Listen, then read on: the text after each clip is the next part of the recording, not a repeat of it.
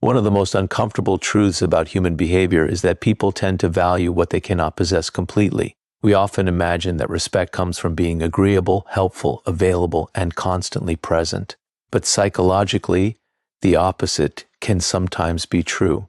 When you make yourself endlessly accessible, when you answer every message immediately, explain every decision, tolerate every slight, and constantly try to prove that you are a good person, you may unintentionally teach others that your time and attention have no boundaries. This does not mean you should become cold or deliberately play games with people. It means you need to understand the psychological difference between generosity and over-availability. Generosity comes from strength. Over-availability often comes from the fear of losing someone's approval. And people can sense the difference. Think about the person who is always trying to keep everyone happy. They agree when they want to disagree. They apologize when they have done nothing wrong. They accept invitations they do not want to accept. They continue conversations long after their energy is exhausted.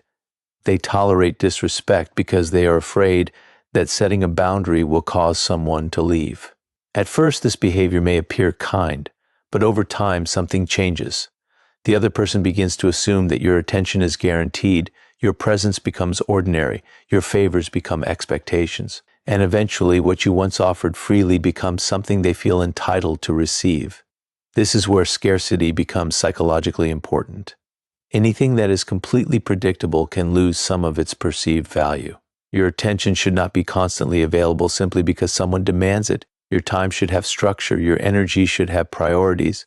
Your presence should mean something because you have a life that exists beyond the immediate needs of other people. The strongest way to create this kind of value is not to disappear strategically or make people jealous. Those are superficial tactics. The deeper strategy is to develop a life that does not revolve around being needed, have goals that require your concentration, have principles that determine what you will and will not tolerate, have interests that exist independently of social approval. Learn to enjoy your own company, become comfortable with silence, because once you stop desperately needing attention, your behavior changes. You no longer rush to respond simply because someone expects it. You no longer feel compelled to explain yourself to people who have already decided to misunderstand you. You no longer negotiate against yourself simply to preserve a relationship. And most importantly, you stop measuring your worth by how much attention you receive. This is where personal value begins to become visible. People pay attention to what you consistently protect. If you protect your time, they understand that your time matters. If you protect your standards, they understand that your standards matter. If you protect your peace, they understand that access to you has conditions. But there is another psychological principle here. Respect requires contrast. If you treat every request as equally important, nothing is important. If you give everyone the same access to your deepest thoughts, your time, and your emotional energy, you remove the distinction between those who have earned your trust and those who have not. Healthy boundaries restore that distinction. You do not have to announce them dramatically. You simply practice them. You can say, "I can't do that." You can leave a conversation that has become disrespectful. You can decline without writing a 5-minute explanation. You can allow someone to be disappointed without immediately trying to repair their emotions. That last ability is especially important. Many people are controlled not by threats but by guilt. They feel responsible for keeping everyone comfortable. So when they establish a boundary and someone reacts negatively, they immediately retreat. But disappointment is not the same thing as harm. Someone being unhappy with your boundary does not automatically mean your boundary is wrong. The mature person learns to tolerate temporary disapproval in exchange for long-term self-respect. And once you develop that capacity, something interesting happens. Your relationships begin to reorganize themselves. Some people will respect you more, some will disappear, and that disappearance can be useful information. Because the purpose of boundaries is not to control other people, it is to reveal them. The person who values you will adapt. The person who only valued your availability will complain about your boundaries, and now you know the difference. So stop trying to become valuable by being available to everyone. Become valuable by becoming disciplined about where your time, attention, and energy go. Your presence becomes powerful when it is no longer something you give away without thought. Do not beg people to recognize your value. Build a life that makes your value impossible to ignore.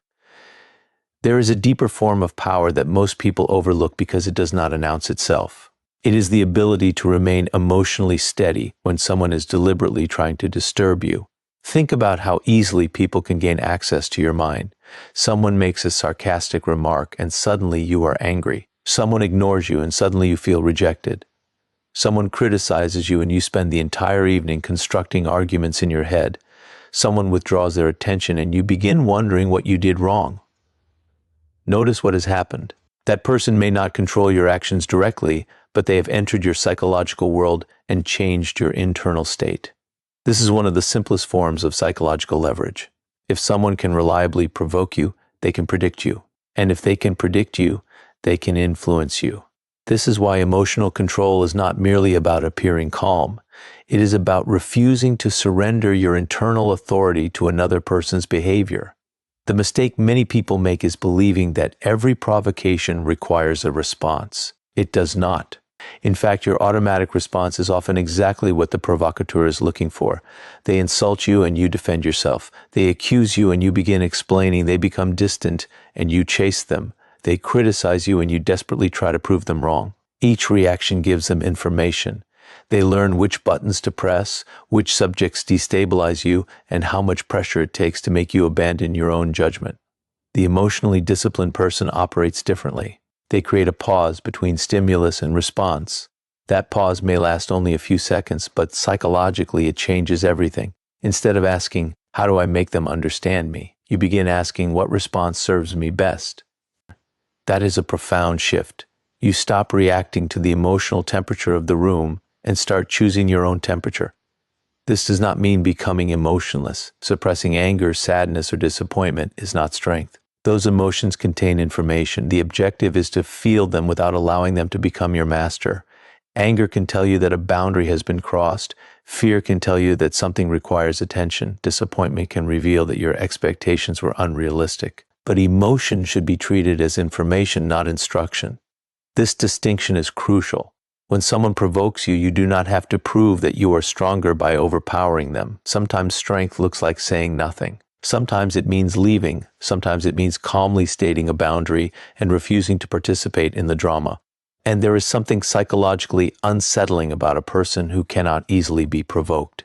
They become difficult to manipulate because the usual mechanisms stop working. The manipulator depends on urgency. The insecure person reacts immediately. The emotionally dependent person needs reassurance, but the self-possessed person can wait. They can observe. They can allow silence to exist without rushing to fill it. They can hear criticism without immediately defending themselves. They can receive rejection without begging for reconsideration. This creates a form of psychological independence that other people notice. And this is where respect begins to connect with value. People may not always agree with you, but they become more careful about crossing someone who has demonstrated consistent emotional boundaries. Consider the difference between these two responses. Someone insults you, and you immediately explode. Now compare that with calmly saying, if you want to speak with me, speak respectfully. The second response contains more power because it communicates control. You are not trying to defeat the other person emotionally. You are establishing the conditions under which you will participate. And if they continue, you leave. That final step matters. A boundary without action is merely a request. If you repeatedly announce what you will not tolerate and then tolerate it anyway, people learn that your words have no consequences. So emotional control must eventually become behavioral consistency. You remain calm, but you also remain firm. You do not punish people through cruelty. You do not manipulate them through jealousy or fear. You simply remove your participation when the interaction violates your standards. This is the difference between revenge and consequence. Revenge says, I want you to suffer because you hurt me. Consequence says, because this behavior does not work for me, I will no longer participate. One is controlled by emotion, the other is controlled by principle, and that is the psychological transformation you should seek. Do not become someone who never feels anger. Become someone who cannot be easily governed by it. Do not become someone who never gets hurt. Become someone who does not surrender their judgment because they are hurt. Your greatest advantage is not having power over other people's emotions, it is having authority over your own. The moment someone can no longer control your emotional state, they lose their easiest path to controlling you. Now we arrive at the final principle, and perhaps the most important one. The strongest form of respect is not demanded. It is accumulated. You can tell people to respect you. You can warn them. You can become louder, more aggressive, more intimidating. But none of these things create lasting authority. At best, they create temporary compliance. And compliance is not the same as respect. Real respect develops when your behavior creates a reputation that speaks before you enter the room. Think about the people you instinctively take seriously. Usually, it is not because they constantly announce their importance. It is because their behavior has become predictable in one particular way. They consistently live according to a standard. They do what they say they will do. They do not make promises casually. They do not collapse under pressure. They do not change their principles depending on who is watching. And when they say no, you believe them. That credibility is psychological power. Your reputation is essentially the memory other people have of your previous behavior. Every interaction contributes something to it. Every broken promise weakens it. Every unnecessary apology can sometimes communicate uncertainty. Every boundary you establish and then abandon teaches people something about how seriously they should take your words. This is why consistency matters more than intensity. Anyone can behave confidently for one afternoon. Anyone can give a powerful speech about their standards. Anyone can threaten to walk away when they are angry. The real test comes later. What happens when you are tired? What happens when you are lonely? What happens when enforcing your boundary means losing someone's approval? This is where character reveals itself. If you say, "I will not accept disrespect," but repeatedly remain in situations where you are disrespected, people eventually stop listening to your words. Not necessarily because they are cruel, but because human beings learn through patterns. Your behavior is the evidence. This is why you should be extremely careful about the standards you communicate. Do not create rules for other people that you have no intention of enforcing. Do not make dramatic threats. Do not announce consequences simply to frighten someone. Say less. Then act consistently. If someone repeatedly violates a boundary, reduce access. If someone repeatedly breaks your trust, stop giving them opportunities to break it again. If someone continually treats your generosity as entitlement, stop supplying unlimited access to that generosity. There is no need for a theatrical confrontation.